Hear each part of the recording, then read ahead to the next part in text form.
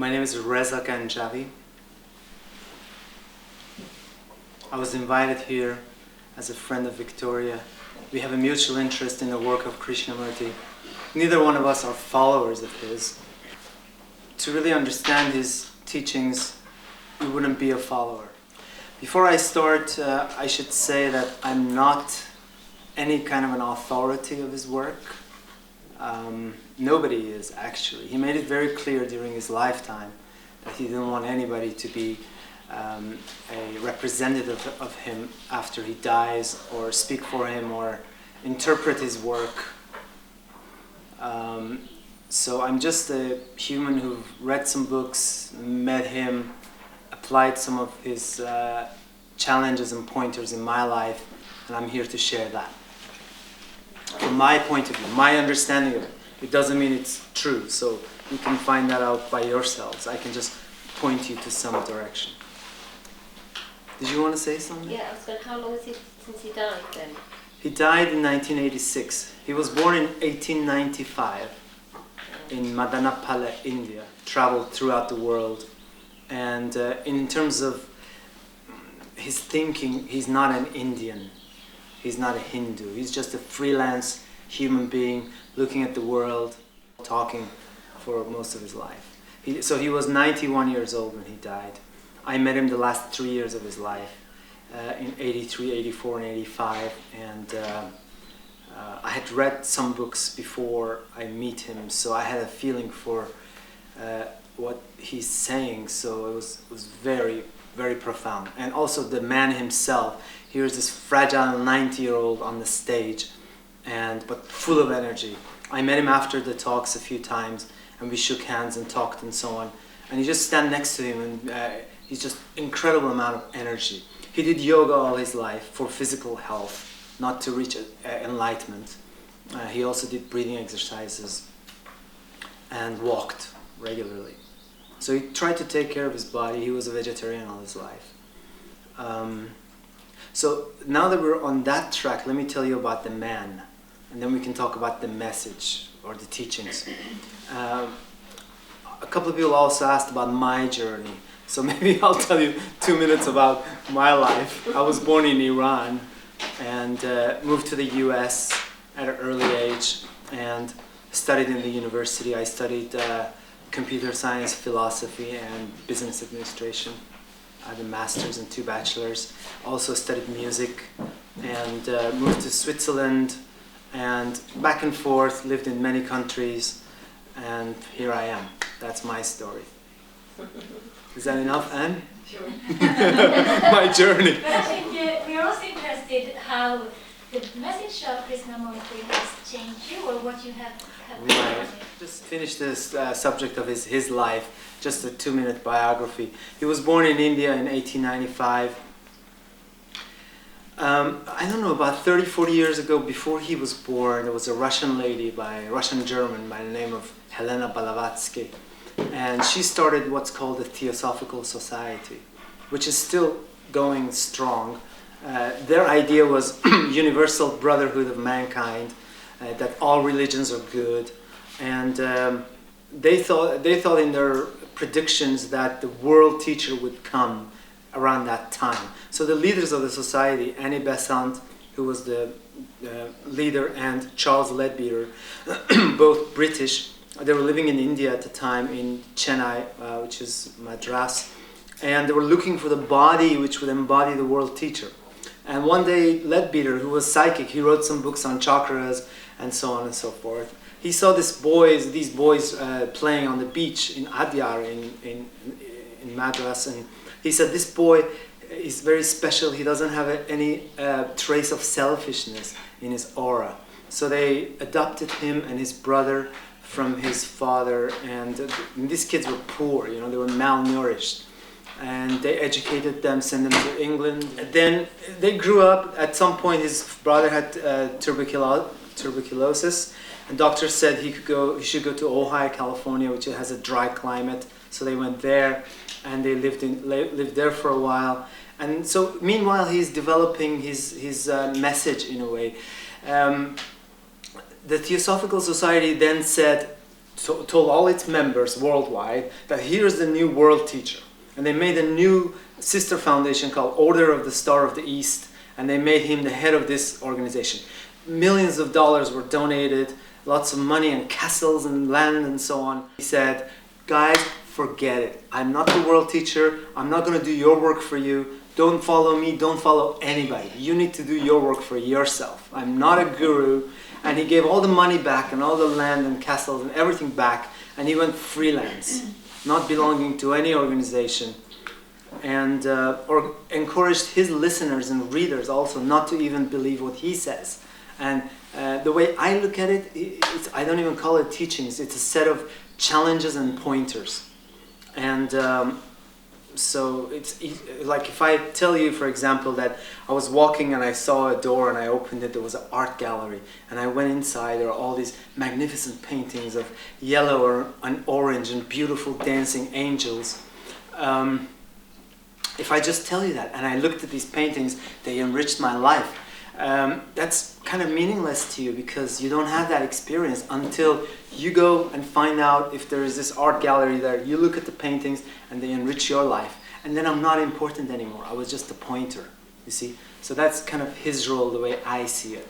He's a pointer and a set of challenges, big challenges, you know, which in my life I've taken years to look at and just flourish. Things like, is it possible to live without fear? Is it possible not to think until you have to think? Is it possible for thought to not go where it doesn't belong?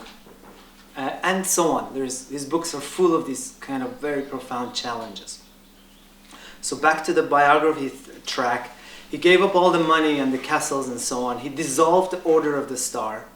And he went on freelancing and gave talks around the world for the following 65 years. He gave talks in many countries. Most of his travels were in India, England, America, and Switzerland. He gave talks in the Swiss mountains for 25 years in Saanen. And he died in 1986 at the age of 91. Never married. He had a long-term love affair. What else can I tell you? Didn't have any money. He didn't propose any systems or any methods. There's no membership. There's no fees to pay. He didn't charge for his talks. I went to about 15 of his talks. You could pay a donation if you wanted for the organization, like $5 or something, optionally. And there's no hierarchy, no organization. There are 3 foundations which are set up to continue the work of publications for preservation and dissemination. And these are Krishnamurti Foundation, India, America, England. And there's one for Latin America. And these are supposed to be minimal organizations. He was very worried about organizations because he felt organizations can corrupt truth. You know, they try to organize things and they can distort it. So he wanted to have minimum organizations, and these are supposed to be that. So that's it in terms of biographical information. Coming back to Anne's question, I was on a yoga retreat when I was in college and came back from a yoga retreat and found a little book called Think on These Things at my doorstep. I had no idea who left it there. It was just there. And I didn't read it for about maybe a year or so. And then I went to what was called in that time EST seminars. They talked me into it. It was like a pushy, salesy thing, self-help or whatever. So at the end of that seminar, they said, and when you get to these higher states of consciousness, you can understand people like Krishnamurti better. I thought, Krishnamurti, I've heard the name. So I went home and I found the book on my bookshelf and I started reading it. And it blew me away. The first several chapters, I was like, my English wasn't so good because English was my second language, like you. But I looked up the words in the dictionary, and after a while it got easier. And by the end of the book, I was like completely blown away. I came from a background, I was raised in Iran, where we were very exposed to mysticism and religion and these ideas since early childhood. We read Hafez and Sadi and Rumi and people like this. So most of these ideas were not so foreign to me, but then again he was putting it in a modern way a very clear, bright, brilliant way, which was just amazing. So I found out then that he was alive. Then I went to his talks, and I read many books after that, and I always found new things in his books. There are videos available and books available. In fact, I ordered 2 of his books to come here. They should be here by now or maybe tomorrow, and if you're interested, you can take those at cost. I'm not trying to make money from it. One is called Think on These Things, which are talks with teachers and parents and students in India, and one is called Freedom from the Known. There are many other great titles. Most of the books are public talks, actually, which are then transcribed to book form. But he was also a really good writer. He wrote many books. One series is called Commentaries on Living. These are 3 books, personal interviews to people who had problems. You know, my husband died, da-da-da-da-da. And he would just start writing about this after the talk, and these are just brilliant. You've seen these, Victoria? So Victoria was so kind to invite me here and asked me to give this talk. Also, she prepared a page of quotations by Krishnamurti, which we will hand out in a minute, and we can talk about those or whatever you like. So let me tell you a bit more about his teachings.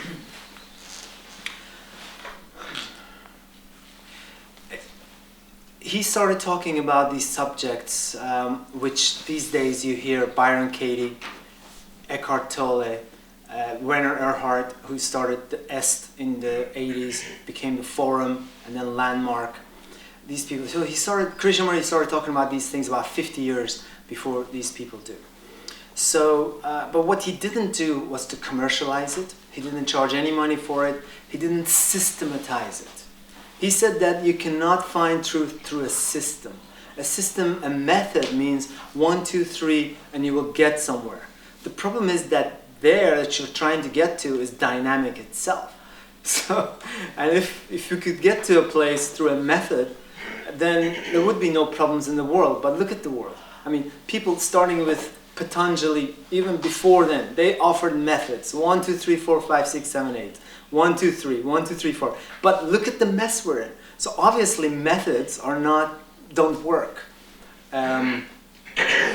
So he started talking about these things early on, and there are many themes to his work. Usually the talks that he gave later on in life were comprised of Saturday, Sunday talks, 1 hour each approximately, and then Tuesday, Thursday were question and answer, another Saturday and Sunday. So there were a series of 4 talks and 2 questions and answers. And he went into many of the subjects of importance to the world, the chaos in the world, subject of beauty, right place of thinking, love, death, meditation, religion, you name it. All the important things he went into, not as a lecture. And he made this very clear. He says, I'm not giving you a lecture, I'm not informing you, but it's a journey we're taking together. So it's a conversation. And it really was like that. So maybe we should hand out what you put together, Victoria. It's right behind that amplifier. And I didn't prepare for this talk. I just thought we would improvise and see what you have in mind and we can talk together. But just off the top of my head, I came up a while back with a list of subjects like, I will just read these to you and maybe we can talk about some of these if you want. Art of observation. Observer is the observed. You see, most of the, I'm not commenting on his teachings, I'm just telling you my understanding of these subjects. Most of the thought systems rely on a separation between the observer and the observed. Like if you have an experience, usually most people think of it as me versus my jealousy, me versus my security, that I look at my anger. So there's usually this separation. But the fact of the matter is, when you are angry or when you're jealous, you are jealousy. So this goes to a very deep question of what is the self, and we would be going too fast, but psychologically, if you really examine, when I really examine the self psychologically, I find out that it's nothing except some memories. So every time I have a sense of self, that me this and me that and my problem and my tendencies and so on, these are just an activity of thought. My brain is working and it's based on memory. But when my mind is really quiet, I go for a walk and I'm listening to the birds and I feel the breeze and I'm not thinking about anything. It's just quietness. Then there is no me. Of course, traditions have seen this, and they've seen the beauty of looking at the sunset with a quiet mind, that you can really see it. But as soon as you start saying, oh, I wish it was like the sunset of yesterday, for example, and so on, then you miss the boat. So what they've done, they've seen the beauty of a quiet mind. They've tried to devise systems for making the mind quiet. And that's why if you go to the bookstore, you will see 1,001 books on meditation and how to meditate. But most of these systems don't work because most of them are based on control. Most of them are based on either repetition or focusing. They all rely on a division between the controller and the controlled. An entity in the mind which is trying to control the rest of the mind to be quiet. But as long as a little bit of the mind is active, the whole thing is not quiet. And also when you repeat a mantra again and again and again and again, whatever it is, Coca-Cola, Coca-Cola, Ramakrishna, Ramakrishna, whatever it might be, your mind may become quiet, but it becomes dull, it becomes stupid a little bit, it becomes hypnotized. And it's very different, that quality of quietness, than a quality of quietness which comes from having the brain naturally quiet. It's a very different quiet, without force, without coercion, without friction. Because every time there is control, there is some friction. There is a difference between what is and what should be. And in that there is a loss of energy because you lose energy in that friction. For example, if you're sitting on the couch thinking, I'm having an ice cream, watching television, I'm fat, I should go for a walk. Now, the fact that you say I should go for a walk takes you away from what is, which is what you are. The fact that you're even judging yourself takes you away from seeing what you are. So the important thing is to see what you are without trying to change it. I think Victoria has one of those quotes there that says, if you understand what you are without trying to change it, then what you are undergoes a transformation or a change. This is not something that Krishnamurti came up with. This is a universal truth. This is almost a natural law. They've observed this in physics, for example. It's just the way life works, you know? But somebody who's really smart comes and points it out and puts it in a sentence which makes it easier for the mind to understand. So, we're jumping around, but one thing leads to another. It's like trying to describe an elephant. You know, where do you start? You know, I start with the leg, okay? Talking about meditation, which is a whole subject by itself, but I can tell you what it's not. Meditation is not control. But so many books are written and so much money is made, so many fees, thousands of dollars you have to pay to learn some mantra or something. So, you see, starting the 20s, I think that in India they found a great market in the West for gullible people. Excuse me, I'm not offending you. I'm just saying that not everybody is. Just some people in the West are gullible for whatever reason, and we can analyze that. Something comes from the East, oh, it's exotic. Something comes from Africa, it's exotic. And they fall for it. So these gurus came to the West and they made lots and lots of money. In Switzerland recently, they made a documentary about Rajneesh, Bhagavan Sri Rajneesh, also known as Osho. And this is a shocking documentary, you must see it. It's called Bhagavan's Secretary and His Bodyguard or something. And this guy had 100 Rolls Royces. You know, and he was a great businessman. And he made lots of money using some of these ideas, but commercializing. He was actually a philosophy professor in Rajghat. He actually gave a talk instead of K when Kay was ill one day and was very much influenced by Krishnamurti, but he knew how to make money from it and mislead a lot of people. Anyway, long story. But this guy was not interested in any of these things. So his teachings are really pure in a way. And you can go, all the books are written and archives are available. You can go to jkrishnamurti.org and other websites which I can give you later. And find out for yourself. Get a couple of books and find out for yourself. Regarding the observer and the observed, which is also a very deep question. I mean, we can talk about this subject for 10 hours, but just to give you a snapshot, a taste for it.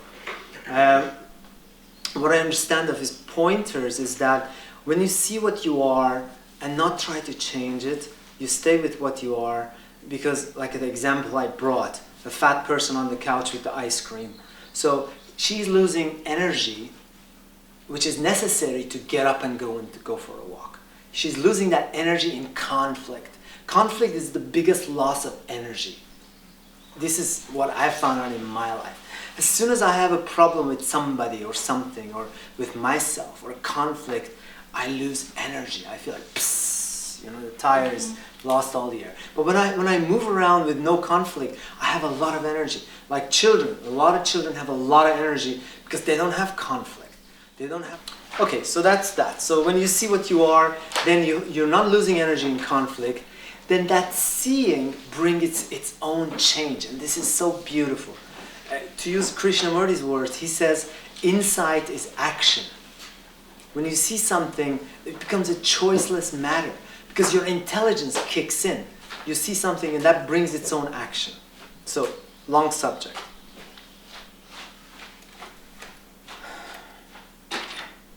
So he talks about conditioning, desire, fear, problems, becoming, psychological time. These are all subjects we can talk for a long time. But basically, we have habits as humans. This is my understanding of it, is that our brain has habits not only from since I was born, but habits of humanity. Hundreds of years of human trauma and experience is here in my brain.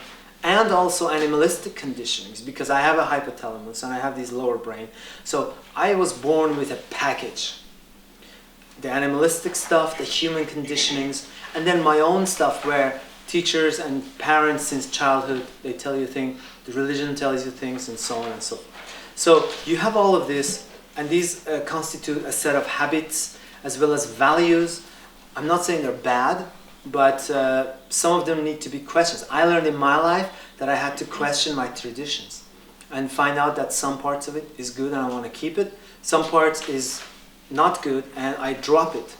And it's not so much a matter of choice, because when you see it, like I was saying earlier, it just drops by itself. So the key to freedom is not some mantra, is not some believing in some esoteric things. The key to freedom is to see what is, to see what you are. Valia and I were speaking yesterday after the example she brought, and she saw at some point what she is really clearly, and this brings some change by itself. I think most of the time we don't see what we are when we have a problem. And most of the time it's because we're trying to move away from it. If you're jealous, we're saying, I shouldn't be jealous. If you're angry, you say, you shouldn't be angry. Instead of just being with it and letting it tell its story. Because this is part of us. This is part of our consciousness. What I found out in my life, what really helps, is writing. I started writing when I was 14, actually. And encouraged by a teacher in school. And I learned quickly that it's such a great tool, because if I have a problem, I can sit down and write about it. I empty myself. I see another aspect of it. I always thought it's this way.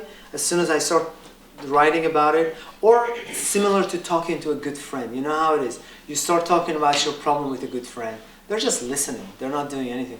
You discover something yourself. Maybe it's this way. So writing for me is like a dialogue with myself. And it's a good way of emptying yourself.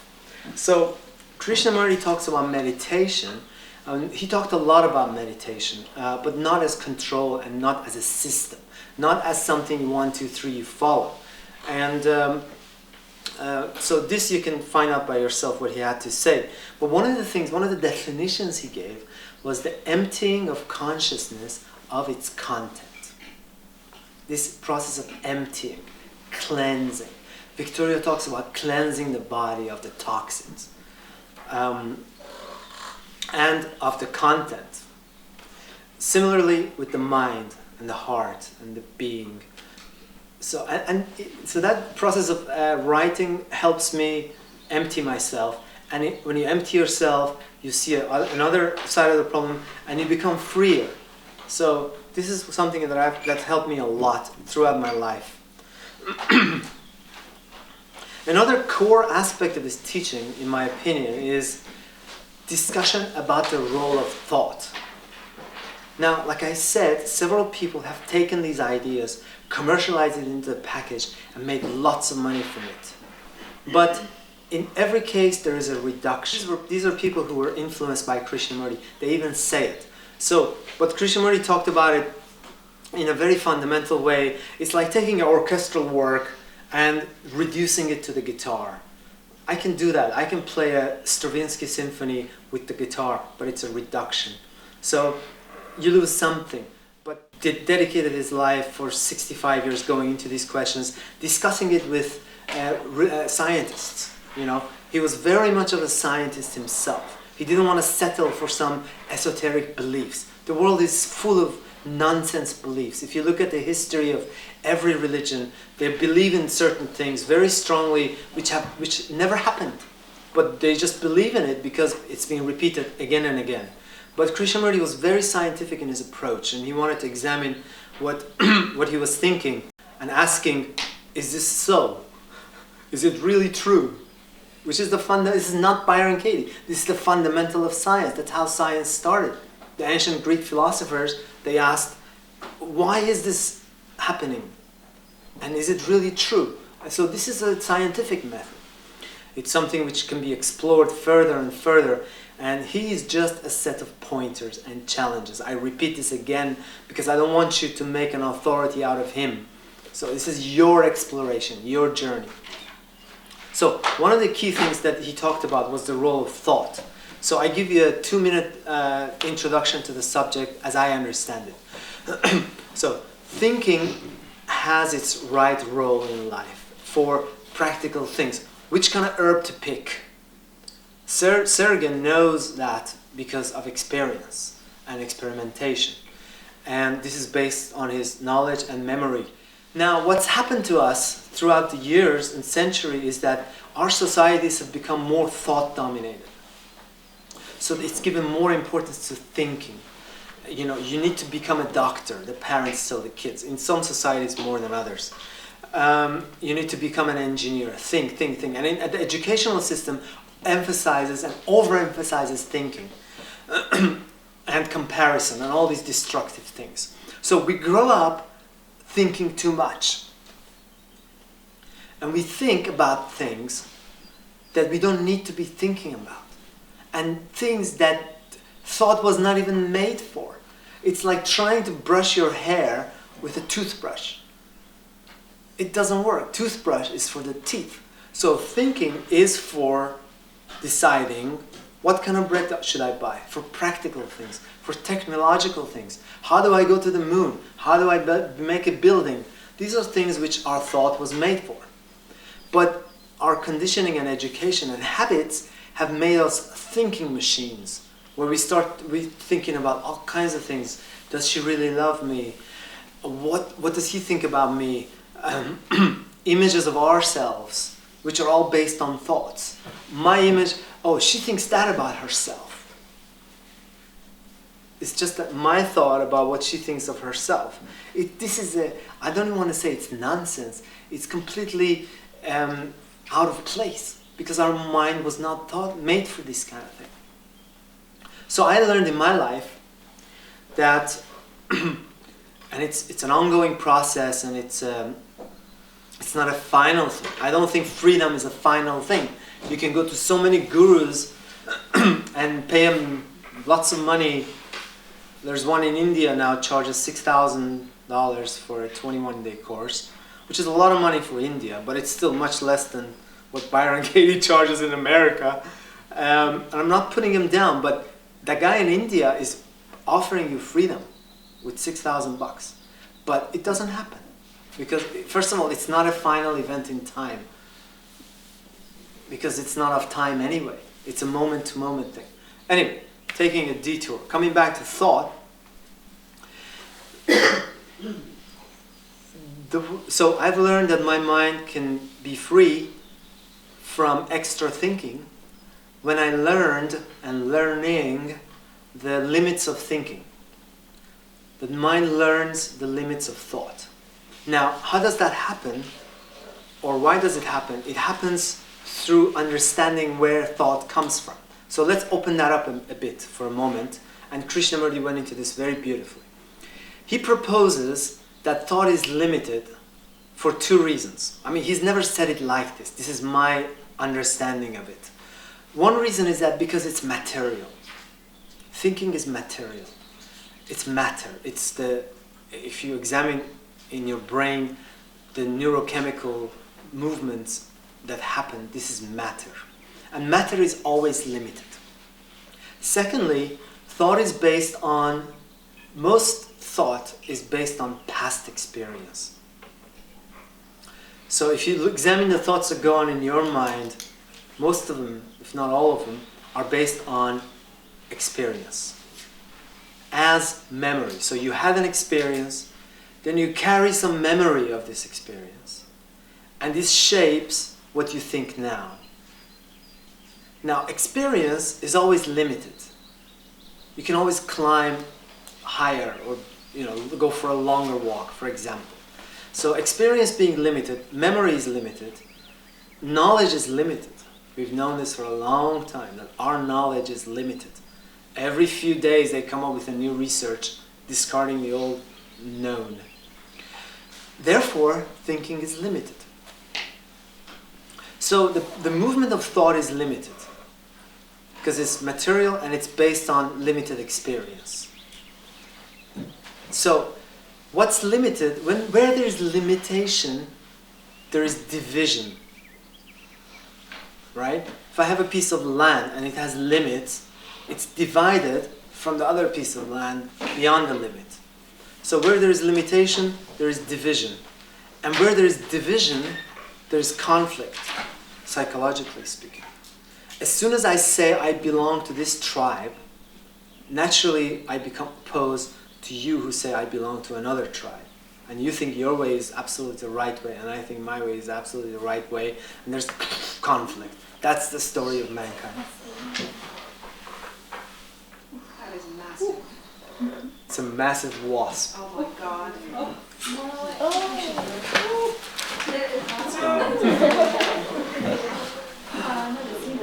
So this is all going very quickly. So if you're not with me, don't worry too much. And this is a subject that really needs to be explored. I'm giving you a nutshell from years of exploration in 1 hour. So just trying to give you a taste for it. So the bottom line in this, or a summary about this, is that the movement of thought is limited. But then there's another movement in life which is not limited. Love is not limited. And thinking cannot touch love. And there's another movement, we can call it love or whatever you want to call it, which we kind of miss if we're always thinking. If we're always in the realm of the known, we kind of miss this other movement, which is mysterious, which is magical, which is spontaneous, immeasurable, infinite. So it's important for thinking to find its right place by understanding its limitations. Then, from a practical standpoint, what happens is in a relationship, for example, you have a nasty boss. He says, hey, why did you come late to work, for example? Or whatever, he gives you a review which is totally unjustified and you're upset. And you go home and you're boiling with anger. And you have all these thoughts in your head, what a horrible person he is, and so on and so forth. I come back to that in a minute. Just to finish the earlier thought. Where there's division, there is conflict. And so when thought is overacting, especially in areas where it doesn't belong, it creates conflict, it creates division. And that's why the world, part of the reason the world is in such a state, because it's so thought-dominated and not enough love-dominated. I'm sounding like Bob Marley, maybe. So to come back to what I was saying earlier about the boss, so when you've learned that your thought doesn't need to go to certain places, then you can be quiet.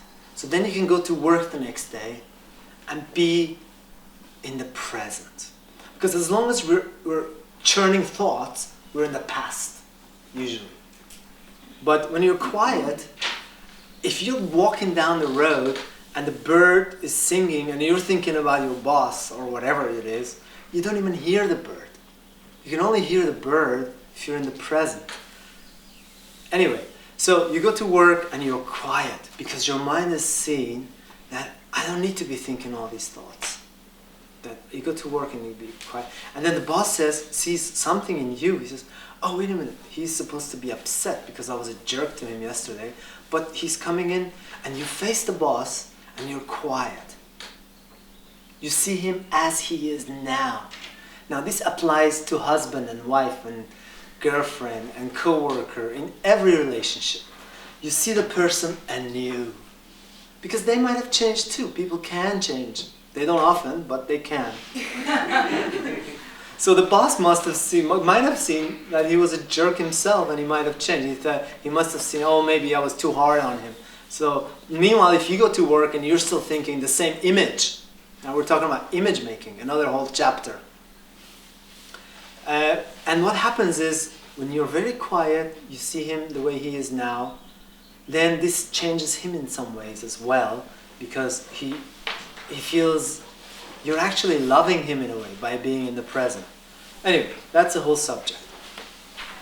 Now about images, this is one of the challenges that Krishnamurti throws out, which is very profound, and it's so important because he says, for example, that in a marriage, if you start accumulating images of your husband or wife, then after 20 years of this, the relationship becomes a relationship of images. Then you don't really see each other anymore. It's a relationship between images and habits, and you know each other's buttons, and you know, if I say this, that's how she's going to react, because this is all in the world of images. And there's a different way of going about it, which means to be in the present, wake up every morning, and or throughout the day, every moment, to be with the person afresh, see them for how they are now. So he says a very interesting sentence. He says, to be responsible in relationship is to have no image. These are pointers you can take in your life and explore. Yes? Yeah, I just wanted to say that from my own experience, when you have an image of someone, that actually limits them. That somehow energetically it puts like a limit around them so that you have a problem to experience them in another way than your limited way. Exactly. Like, my husband is like this, or my father is like this. You limit them. You force them to be in that manner in your experience. Yes. So if you take the limit away, it makes them, it gives them the opportunity to grow and to be in another way. And it's really beautiful just to experience, wow, I have a limiting thought about him or her, and to try to take that away, and then you experience that something else is coming from them that you didn't experience before. Exactly. You allow them space to change in a way. Otherwise, you're expecting them to be the same way that you expect them, that they've always been, and that kind of becomes a self-fulfilling prophecy. Very well said. Thank you. Any other comments or questions? Is that we want to judge. We judge ourselves, we judge other people. If we don't do that judging, it's easier to live in the moment.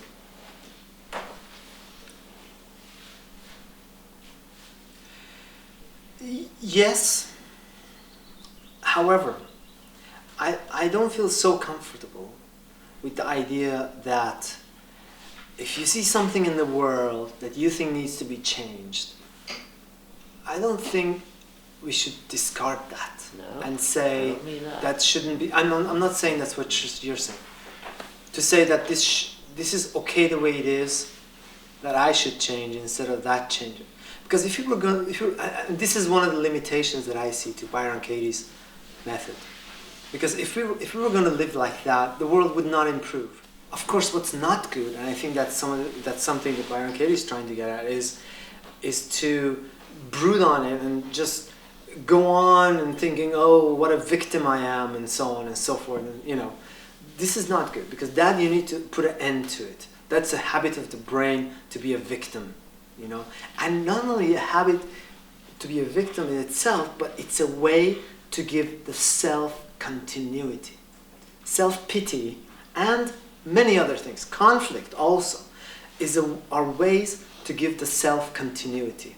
I don't know if that makes any sense. But the self, remember we said earlier that, at least the way I see it, the psychological self is just a bundle of memories. It's a fictitious entity which is put together by memory, by thought. When thought ends, there is no self. If your mind is quiet, there is no sense of self. You're just listening to the bird. You're just listening to the other person and seeing the color of her shirt. So as soon as the self comes in, it's rooted in thinking. In my opinion, the words I use to describe it is that the building blocks of the self is thinking. So, having said that, and that's a whole subject by itself, we don't have time, the self finds ways to give itself continuity, because the ending of thought is the death of the self. So we're talking here about psychological death, ending, which if you go to the histories of mysticism and all the great religions, including Christianity and Islam, and so on, they all talk about this subject of dying moment to moment. So we're not talking about physical death, we're talking about psychological death. So this can be a threat. If you're a very self-centered person, if your self is so strong, then it could be a big threat. First of all, you won't even understand some of these things, even after deep study, because this requires ending. So thought, the self, finds ways to give itself continuity. And one of the ways is self-pity.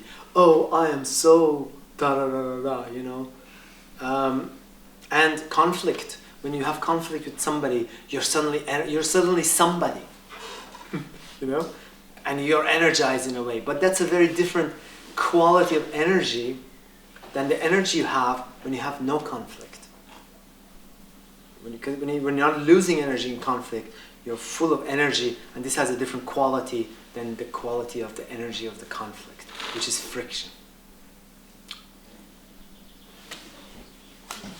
Yes, ma'am. So we live in a world of polarity, and one of the polarity is the thought or the emptiness. So, and the thought is doing his job, and we know what the thought can cause in a positive or in a negative effect. And then there are some methods that we can say we find them better or not so effective. Or let's say because you compare it with Byron Katie or another form of meditation to get into the same direction. Probably it's how they did it. It's different. Well, Krishnamurti doesn't provide a how. So he doesn't provide a method, because every time you say how to do something, you're asking for a method. But he doesn't do that. I mentioned Byron Katie because she's made a big business out of this, and it's okay. There's nothing wrong with business, but history of mankind has shown that usually when you start building a business around these subjects, it ends up to some distortions or reductions, so that's just our history. So now she's doing seminars, I think, 9 days maybe for a lot of money, and then they have different things, and now she's doing it like Werner Erhard did it in the 80s. She's actually putting on seminars on the subject of money, on the subject of love, and so on and so forth. So I just mentioned it in terms of Kay refusing to systematize his work in any way. In terms of polarity and the binary nature of black or white, it's true that our world, our physical world, is binary, is North Pole and South Pole. Magnetism, we have the positive and the negative. Our brain has two sides, man and woman. You know, we see the world as duality, and we tend to think in duality most of the time ourselves. Now, with regards to the thinking and the subject, which I said, and I'm exploring this now. I didn't come here with any ideas, honestly. I didn't even, just these notes about the subjects I put together a few weeks ago. So I'm exploring also. So when I hear what you say, if you remember, I said most of the time. I didn't say all of the time about thinking being rooted in the past and so on. Because there is also insight. When you see what's happening, when you understand something deeply, when you see the truth of something, that aha moment which Victoria refers to, this is an insight. And sometimes there's thinking involved in that as well. In my life, I've had many of these aha moments as a result of thought. So I'm not saying thinking or no thinking in a binary world. There's also the world is not black and white. Anything else? Yes, and you choose the world of the self. And say Jung, for example, he differentiated between the me and the self. That he says the me is probably we can talk about this shortly, just to make, because the expression about the differentiation, the difference between the me and the self, it's right. Yeah, Jung. I mean, we can also talk about other people like Freud and others who talk about this subject.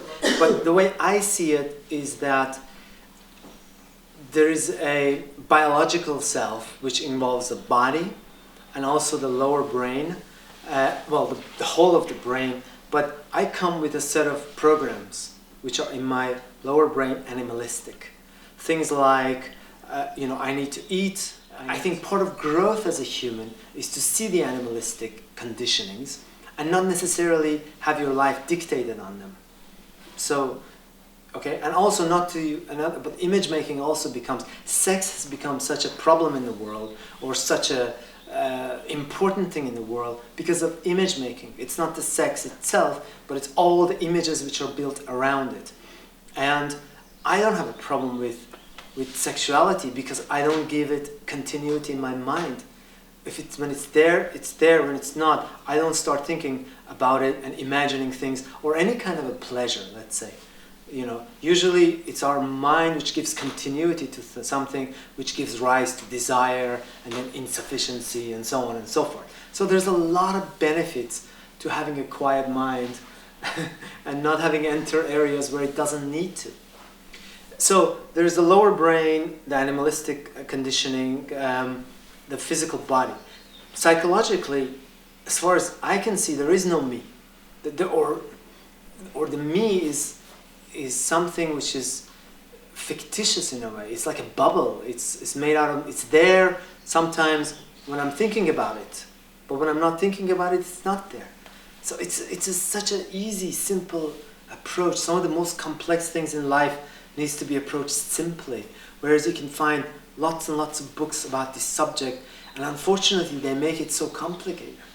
And this is an area which you can make so complicated and devise systems around it, but it's very simple. I found out that it's simple.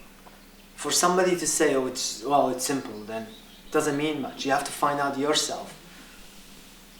And wouldn't you say that we are infinite, and therefore, because we are infinite, there is also the self is infinite, and we just, Look, we are in this state? There is a whole tradition of saying, I am God, I am infinite, and all of these things. But I see that whole thing as a trap, because it, again, is a way of giving the self continuity. There's also the idea that I will live on, and I, as me, Reza Ganjavi, or his identity, will move on and live on, and so on and so forth. I don't know, but I don't want to believe something that I don't know. What I do know is that to think that I'm infinite and all of these things is a trap, because it involves thought. It could be that I could be very quiet, I could be dead psychologically, and there could be a perception of the infinite. But then it would not be the right words. I don't use the words, I am infinite.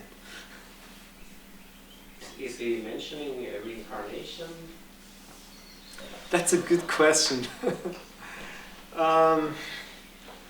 Look, I'm not a spokesman for him, and just based on what I read, he didn't talk about this subject. It's not so important.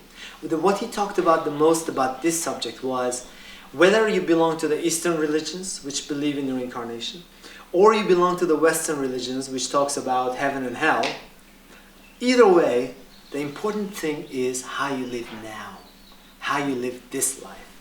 Because if you're from the West or Middle East onwards, and if you believe in heaven and hell, if you live a right life now, you go to heaven. If you believe in the East, in the reincarnation, if you live a good life, you will have a better life. But the problem is, our problem, bigger problem today is that believe in heaven and hell, they don't live correctly. They cheat other people, and they steal, and they lie, and they kill other people in the name of God. And in the East, the same thing. You go to holy city of Benares, Varanasi, I've seen more cheaters there than anywhere. And they all believe in reincarnation. So it's not so important. Nevertheless, his friends pressed him, tell us about this. And he said some things, but it's not so important. How is he with diet or with lifestyle? Because you mentioned that he had some love affair, but that was all like, did he, for example, I don't know, was just normal with eating, or did he have some habits? Sorry, you talked about love affair or diet? I said that you mentioned about him. Yeah, what does love affair have to do with diet? Oh no, I was just saying that he... I guess it might. I was meaning that he had Sorry. some kind of lifestyle. Yeah, I was I was asking about joking. the diet. Right. His diet, in fact, there's a file on my website. My website is rezamusic.com. R-E-Z-A, Reza, music, M-U-S-I-C.com. I will give it to you later too. There's a file on there called Krishnamurti's Diet, or something like this. It was put together a long time ago. But he was basically a vegetarian. He was not a vegan. He ate eggs and cheese and stuff, I guess. He was not a vegan. He was vegetarian all his life. I don't know what else I can tell you about it. Okay. I don't think he drank green smoothies because Victoria didn't tell him at that That was time. not the point. I was more asking because... No, I know, I'm joking. I understand. No, it's just that, you know, he is trying to say that there is not a system. Yeah. And many people, when they say there is not a system, then they don't apply in a system. Okay. And when they don't apply in a system, then they do whatever they want. So then there is this gap when you actually do what you actually feel good is for you, and then there is a system and you say, okay, everything I can do. That's an excellent question. Thank you. So my take on this question is that to say there is no system is not absolute. I'm talking about psychological, spiritual, and so on. I'm not talking about... Of course there is a system. I'm a system analyst myself as a profession, or one of my professions. I analyzed systems for a living for a long time. So systems, of course there is a system. Otherwise this computer wouldn't be here if there was no system, right? So for practical, technical things, a system is necessary. For the whole foundation of science is learning from past experience. So talking about psychologically and spiritually and so on, I don't think any system would work. In terms of diet, that could also fall within the practical realm, I would argue. But I eat certain things and not eat certain things, and I don't really call it a system that much, but maybe it's that way. When I go to the market, I know certain things I can buy and not buy. Maybe that's in a way a system, but... So, does that address your point? You are trying to say that the mature life had a system. Sorry? You are trying to address that, from what you understand, the mature life had a system. Mature life? No, material. Material life, That's yes. right. And more the psychological and so on doesn't have so much the system. Exactly. Okay. Let's see, how are we doing on time? Well, we're already over time. So, I think we've touched on some of the topics. It's a big well, lots of water to drink. So when these books come, I will show you in case you're interested, or they're also available for download as free as PDFs. But I like books because you can take it to bed and you can mark it and so on. And if your English is good enough, I suggest reading an English book. Because it loses something in translation. In Iran, they translated something like 50 different books of Krishnamurti, because the Rumi scholars who studied Rumi all their life, they're saying after they read Krishnamurti, they could understand Rumi, parts of Rumi which they didn't understand before. It's been translated, all over the world. In China, it's very popular now. The books are selling like hotcakes. Anyway, any other comments, questions?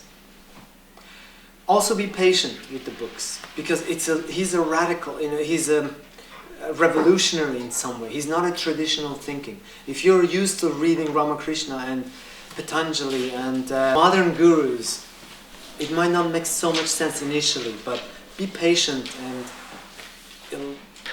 Okay? Thank you very much. Thank you. Thank you. You used to say you're clapping for yourselves.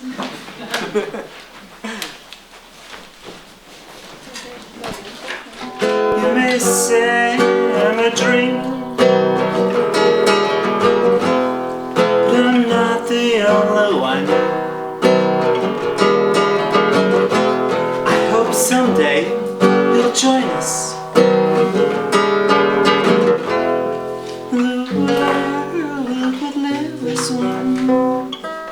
That was just a warm-up act.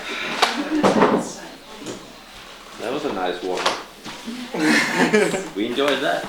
Thank you. Thank you. Let's just sit quietly for a minute and then we start.